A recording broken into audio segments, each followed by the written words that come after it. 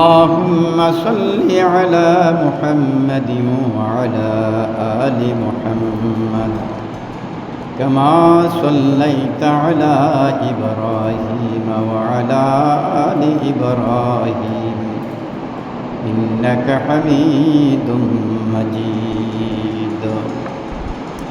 সম্মানিত উপস্থিতি, আজকের এই দিনটি দুইভাবে আমরা তার মূল্যায়ন করতে পারছি। একটি হলো আজকের এই দিন নাজাতপূর্ণ দিন, মুক্তিপূর্ণ দিন, তওবা কবুল হওয়ার দিন, রহমত ও বরকত নাজিল হওয়ার দিন, যেই দিনে আল্লাহ তাআলা অনেক নবী রসুলদের তওবা কবুল করেছেন। আমাদের বাপ আদম আলাইহিস সালামের তওবা কবুল করেছিলেন। যেই দিন হযরতে ইব্রাহিম আলাইহিস সালামকে অগ্নিকুণ্ড থেকে নাজাত দিয়েছিলেন, যেই দিন সুলাইমান আলাইহিস সালামকে তার তখ্তশাহী আবার পুনরায় মিলিয়ে দিয়েছিলেন, যেই দিন হযরতে ইউসুফ আলাইহিস সালামকে তার বাবা ইয়াকুব আলাইহিস সালামের জন্য আল্লাহ তাআলা মিলিয়ে দিয়েছিলেন, যেই দিন আল্লাহ তাআলা রহমত নাজিল করেছেন, যেই দিনে আল্লাহ তাআলা দুনিয়া সৃষ্টি করেছেন, এমন একটি দিন। আরেকভাবে এই দিন ইয়াউমে আশুরা, যেই দিনে আল্লাহ তাআলা কারবালার ঘটনাকে ঘটিয়েছেন। মহানবী মুহাম্মদুর রাসূলুল্লাহ সাল্লাল্লাহু আলাইহি ওয়াসাল্লামের ইন্তেকালের 50 বছর পরে এই ঘটনা আল্লাহ সংগঠিত ঘটাইয়েছেন। এই ঘটনা ঘটাইবার মাঝে জগৎবাসীর জন্য, দুনিয়াবাসীর জন্য তিনার প্রিয় নাতির মাধ্যমে যেন সবক রাখলেন, ও দুনিয়াবাসী, ও আনেওয়ালা উম্মতেরা, আমার নাতির জীবন থেকে তোমরা একটি সবক নিয়ে থাকবে। হককে কায়েম করার জন্য, ন্যায় নীতিকে প্রতিষ্ঠা করার জন্য, ইনসাফের জন্য তোমরা জীবন দিয়েও হইলেও, জীবন বাজি করে হলেও হকের পক্ষে অবস্থান নেবে। প্রয়োজনে হককে প্রতিষ্ঠা করার জন্য তোমরা শাহাদাত বরণ করবে। হক এমন একটি জিনিস, যে হক প্রতিষ্ঠা হলে, ইনসাফ কায়েম হলে সমাজে, নামাজে, দেশ দুনিয়াতে মানুষ শান্তি পাবে, শান্তি লাভ করবে, প্রত্যেকে প্রত্যেকের অধিকার ফিরে পাবে, প্রত্যেকে প্রত্যেকের মান মর্যাদা পাবে। সেই মান মর্যাদা রক্ষা হওয়ার জন্য, প্রত্যেকে প্রত্যেকের হক সঠিকভাবে লাভ করার জন্য হকের পক্ষে তোমরা অবস্থান নিবি, জীবন বাজি করে হলো। যা প্রমাণ করে দিলেন হযরতে ইমাম হুসাইন রাদিয়াল্লাহু তাআলা আনহু। যেই ইমাম হুসাইন রাদিয়াল্লাহু তাআলা আনহু, যার অনেক গুণাগুণ, অল্প বয়সে অল্প সময় মহানবী মুহাম্মদুর রাসূলুল্লাহ সাল্লাল্লাহু আলাইহি সাল্লাম থেকে যা তিনি প্রশংসা নিয়েছেন, স্নেহ মমতা নিয়েছেন, এমন ধরনের স্নেহ মমতা ভালোবাসা অন্য কোনো সাহাবী পান নাই, যাকে কেন্দ্র করে তিনি আর দুই নাতিকে একত্রিত করে একটি হাদিসে রসুল বলেছেন, আল হাসান ওয়াল হুসাইন সাইয়্যিদা শাবাবি আহলিল জান্নাহ। আমার নাতি হাসান,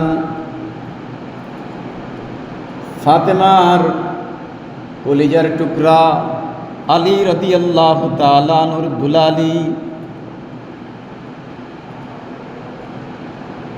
উম্মতের কান্ডারি নবীর নয়নের মণি হাসান ও হুসাইন, যুবকদের জান্নাতি যুবকদের সর্দার।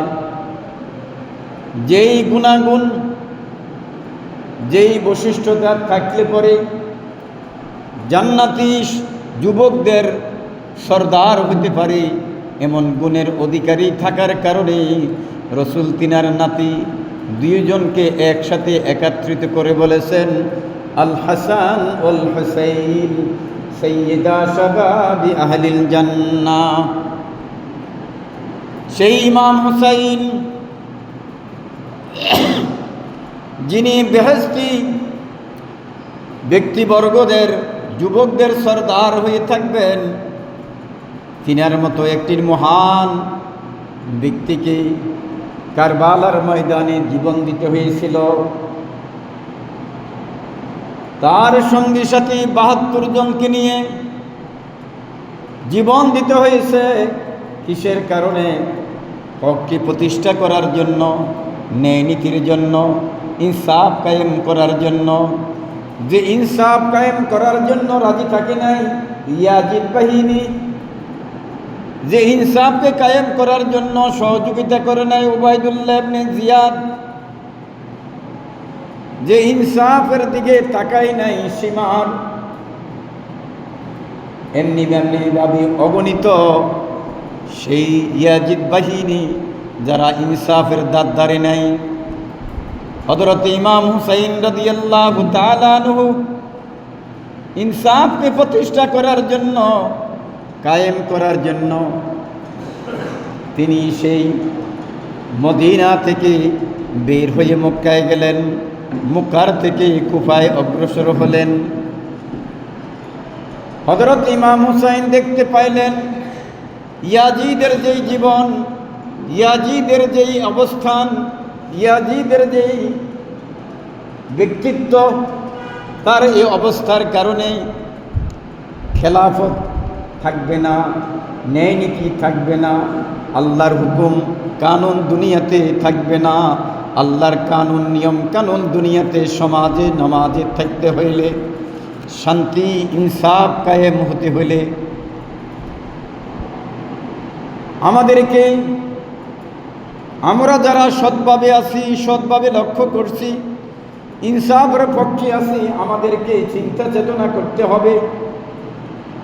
এই দিক দিয়ে একটি প্রশ্ন আসতে পারে, ইমাম হুসাইন নিজেকে নিজে ভালো মনে করলেন, ভালো জানলেন, ইয়াজিদকে জানতে পারলেন না।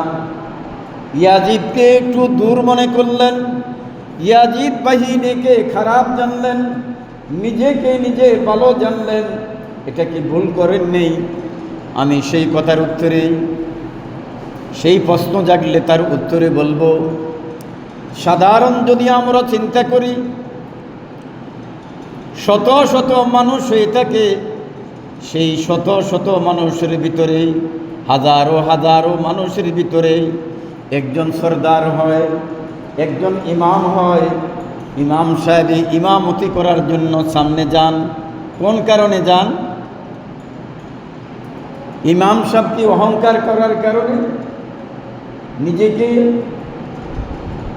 সবথেকে বেশি জানে মনে করিয়া অহংকার অবস্থান মনে করে যাচ্ছেন? না, অহংকারের কারণে নয়। ইমাম সাহেব আল্লাহর পক্ষ থেকে যেই এলেম আমল পেয়েছেন চেষ্টা মেহনতের কারণে, সেই নিজেও জানে যে আমি তুলনামূলকভাবে আল্লাহর দেওয়া নেয়ামতের কারণে, এলেম আমলের কারণে আমি তুলনামূলক একটু ভালো হওয়ার দিকে আছি। আর আমরা যারা ইক্তেদা করতেছি তারাও জানি যে আমাদের থেকে তুলনামূলক ভালো কি আমাদের ইমাম মহোদয়। এই অবস্থান, এই চিন্তা চেতনা অন্তরে কাজ করলে এটা গুনাহ নয়, এটা অহংকার নয়। তদ্রূপ ইমাম হুসাইন রাদিয়াল্লাহু তাআলা আনহু সেই জমানায় অবস্থা ভেদে লক্ষ্য করে দেখলেন যে ইয়াজিদের যে অবস্থান, যে অবস্থা, তার হাতে যদি ক্ষমতা যায়, দেশে দুনিয়াতে রহমত আর বরকত, আল্লাহর হুকুম আহকাম থাকবে না। আল্লাহর হুকুম আহকাম দুনিয়াতে ন্যায় নিষ্ঠার মাধ্যমে টিকে থাকতে হলে আমার মতো হুসাইন যারা আছে, আমি হুসাইনের মতো যারা আছে, তাদের হাতে যদি ক্ষমতা আসে, তাহলে দেশ ও দুনিয়াতে শান্তির সাইলাব আসবে। এই জন্য তিনি চেয়েছিলেন, আমি যেখানে আমি হযরতে আলীর সন্তান ফাতেমার কলিজার টুকরা, নবী দু জাহানের নাতি, আমার উপযুক্ততা সেই ইয়াজিদের থেকে অন্যান্যদের থেকে অনেক বেশি। হ্যাঁ, যদি মানুষ সমর্থন দেয়, সমর্থন করে তখন না হব, যদি মানুষ সমর্থন না করে হওয়ার দরকার থাকবে না। যার ফলে সেই কুফাতে যাওয়ার পরে দিয়ে হযরত ইমাম হুসাইন বলছিলেন, অনেক চিঠিপত্র পাওয়ার পরে আমি এসেছি, এমনি আসি নাই, তোমরা আমাকে আঘাত করো না। যদি আমার বায়েত হইতে না চাও, আমাকে আমার দেশে ফিরে যেতে দাও, আমাকে অন্য দেশে যাইতে দাও, অথবা ইয়াজিদের সাথে একটু পরামর্শ করতে দাও।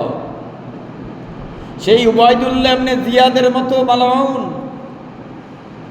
সেই 3টি প্রস্তাবের একটি প্রস্তাব গ্রহণ করলেন না, ইয়াজিদের সাথে পরামর্শ করার জন্য। আমার বায়েত যদি তোমরা গ্রহণ না করো, আমাকে সমর্থন না করো, আমি আমার দেশে ফিরে যাব, কোনো সংঘাতের প্রয়োজন নাই। তিনি যদি সংঘাত করতে আসতেন, তিনি যদি মারামারি করতে আসতেন, তাহলে সাথে নিজের আপনি ছোট বাচ্চাদেরকে পর্যন্ত নিয়ে আসতেন না। যুদ্ধ জেহাদের জন্য মহিলাদেরকে নিয়ে আসতেন না। তিনি আর বোন জয়নাবের মতো ব্যক্তিবর্গদেরকে নিয়ে, ছোট ছোট সন্তান আলী আসগরের মতোদেরকে নিয়ে তিনি ওই কুফার, সে ইরাকের আহ্বানে, কুফার আহ্বানে সেখানে যাইতেন না। কারবালার ময়দানে সংগঠিত হইতেন না। তবে তারা হযরত ইমাম হুসাইনের সম্মান প্রদর্শন না করে, তাদের সঙ্গী সাথীদের প্রতি স্নেহ মমতা না রেখে, তাদের সাথে যে মুআমালা করেছে, সেই মুআমালাটা পৃথিবীর ইতিহাসে কারবালার ইতিহাস, কারবালার মর্মম শাহাদতের ঘটনা হিসেবে হয়ে থাকবে। সেখান থেকে আল্লাহ তাআলা আমাদেরকে অনেক সবক নেওয়ার জন্য সুযোগ করে দিয়েছেন। ওরে মানুষ, তোমার জীবন যদি চলে যায়, তুমি আসবাতু আলাল হক, হকের উপরে অবিচল হয়ে থাকবে। তোমার আত্মশুদ্ধির জন্য, ইনসাফ কায়েম করার জন্য প্রয়োজনে বাতিলের সাথে তোমরা যুদ্ধ করবে। হযরতে ইমাম হুসাইন রাদিয়াল্লাহু তাআলা আনহুর সেই ঘটনা থেকে আমরা আরও কিছু শিকার আছে। আত-তামাসসুকু আলাল হাক্কি ওয়াস-সুবাতু আলাইহি ওয়া আল্লা ইয়ামিলা রাসু আমামা যুলমে। কখনো জালেমের কাছে মাথা নত করা যাবে না। এই শিক্ষাটুকু হলো হযরত ইমাম হুসাইন রাদিয়াল্লাহু তাআলা আনহুর সেই জীবন থেকে, সেই কারবালার ইতিহাস থেকে তোমরা সবক নিবে। জীবন তো যাবে, ইমাম হুসাইনের জীবন চলে গেছে, তার সঙ্গী সাথীদের জীবন চলে গেছে, তবে এই জীবন তো শাহাদাতের জীবন। তোমার জীবন যদি যায়, শাহাদাতের মাধ্যমে জীবন গেলে এই জীবনের মূল্য আমার কাছে হবে, বিনা হিসেবে জান্নাত পাইবা। আর হকের পক্ষে যদি অবস্থান না নাও, হককে যদি গোপন করে রাখো, হককে যদি পিছনে রাখো, জেনে রাখো তোমার জীবনটা অসার হয়ে গেল, তোমার জীবনের কোনো মূল্য হবে না। জীবনের মূল্য হওয়ার জন্য ইমাম হুসাইনের জীবন থেকে তোমরা সবক গ্রহণ করো। আল্লাহ তাআলা সেই সবক গ্রহণ করার তৌফিক দান করো। হযরত ইমাম হুসাইনের কাছে সবচেয়ে চিন্তা চেতনা ছিল আল্লাহর সন্তুষ্টি। আমি জনগণের সন্তুষ্টি হওয়া দরকার নাই, ইয়াজিদের কথা মানলে আমার প্রতি সন্তুষ্ট হয়ে যাবে, আমার প্রতি কোনো আঘাত করবে না, আমাকে হত্যা করবে না, না, এই সন্তুষ্টি আমি কামনা করি না। আল্লাহর হক ভুলুণ্ঠিত হয়ে যাবে, ইনসাফ নিচে পড়ে যাবে, পিছে পড়ে যাবে, আর ইয়াজিদের সাথে আমি হাতে হাত মিলাইব না, এই সন্তুষ্টি আমি চাই না। দুনিয়ার স্বার্থ নয়, আল্লাহর স্বার্থ। দুনিয়ার সন্তুষ্টি নয়, আল্লাহর সন্তুষ্টি তার কাছে সবচেয়ে প্রাধান্য ছিল। এই জন্য জীবনকে উৎসর্গ করতে কোনো দ্বিধাদ্বন্দ্ব করেননি। তারা কেমন ছিলেন? ইন্নাল্লাহা ইউহিব্বুল্লাযীনা ইউকাতিলুনা ফী সাবিলিহি সাফফা কান্নাহুম বুনিয়ানুম মারসুস। তারা শিশির, কান্নাহুম বুনিয়ানুম মারসুস, সীসাডালা পাথরের মতো এমন হয়ে অবিচল হয়ে থাকছে। কেন? ইন্নাল্লাহ ইউহিব্বুল্লাযীনা ইউকাতিলুনা ফী সাবিলিহি সাফফা, নিশ্চয়ই যারা মহাব্বত করে, যাদেরকে আল্লাহ ভালোবাসেন, তারাও আল্লাহর ভালোবাসা কামনা করে। ইন্নাল্লাহ ইউহিব্বুল্লাযীনা, আল্লাহ ভালোবাসেন তাদেরকে যারা আল্লাহর ভালোবাসা কামনা করার জন্য, ন্যায় নীতিকে প্রতিষ্ঠা করার জন্য, আল্লাহর সন্তুষ্টি কামনার্থে যারা জীবনকে উৎসর্গ করে, সফান কাতার বন্দিভাবে একসাথে সারিবদ্ধভাবে যারা জীবনকে উৎসর্গ করে আল্লাহর মহাব্বতে, আল্লাহর ভালোবাসায়, সীসাডালা পাথরের মতো হয়ে থাকে, অবিচল হয়ে থাকে হকের প্রতি, আল্লাহ তাদেরকে ভালোবাসেন, তারাও আল্লাহ তাকে ভালোবাসেন। তারা যেন প্রমাণ করে দিলেন। ইমাম হুসাইন তার সঙ্গী সাথীরা যেন সারিবদ্ধভাবে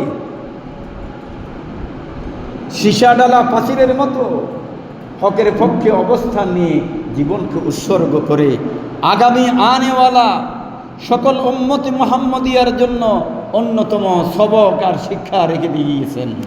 আল্লাহ তাআলা সেই সবক তাদের জীবন থেকে অর্জন করার তৌফিক দান করুন।